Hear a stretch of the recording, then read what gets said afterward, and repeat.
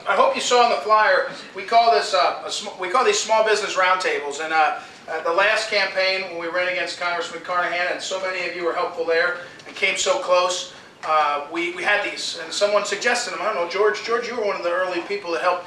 And we did these over and over again with about this size people because, in Phyllis's, with Phyllis's encouragement, it's better to have a discussion and have questions than have a speech. So I'm going to try to stick to that. It's going to be hard. But first let me say, yeah, thank you, Steve. First, thank you to everybody who helped last time. Just a brief recap. I wish we could have had a recount. In a district that's really 60% Democrat, Gephardt's old district, we held the esteemed Congressman Carnahan to just under 49% of the vote. Now, unfortunately, we got just under 48%, but we came close, and maybe more importantly, we did some incredible things. I mean, we helped elect the Jefferson County Council, we helped elect state reps and other candidates, and we communicated what a conservative message could be, especially in areas where people had only heard one message, which was the Gephardt-Carnahan message. So it was really exciting, and today it's really exciting to be running for Todd Aiken's seat, the new second. And the district is a very different district than you may remember. It goes from all the way in Arnold. I was down in just outside of Arnold for lunch today, all the way up to St. Charles, just south of 70, all of West County, all of South County. It's a great district. It leans Republican, about 53.5% Republican, so it's very different than the last district we had, and therefore we'll have a primary.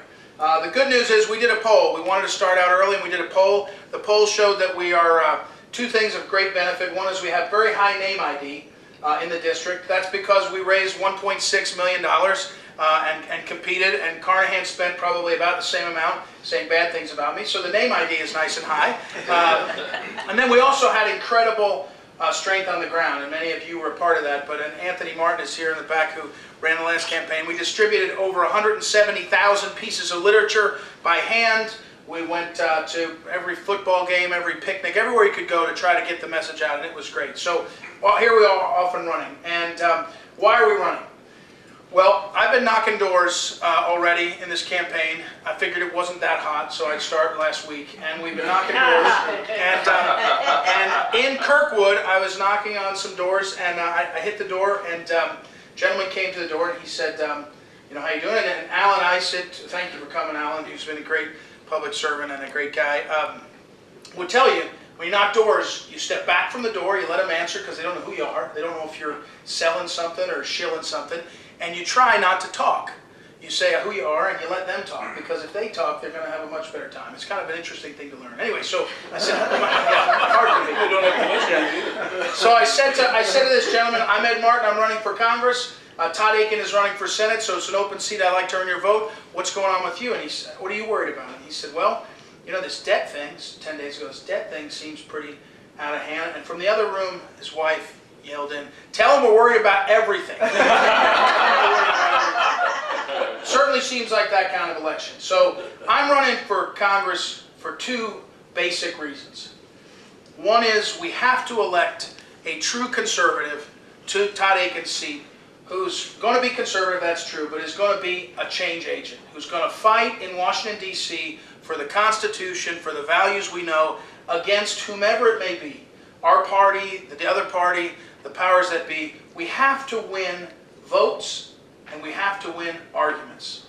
And we have seen far too many people, Ellen and I were talking about one, who won votes, and we're not winning the arguments. The debt ceiling vote is an example. I don't think we won that argument. I don't think we won that vote.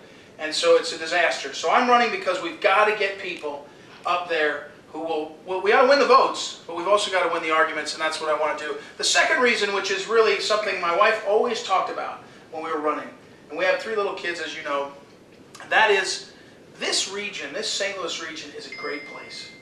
Great history, great people, great values. It's just like America. And we are not doing that well.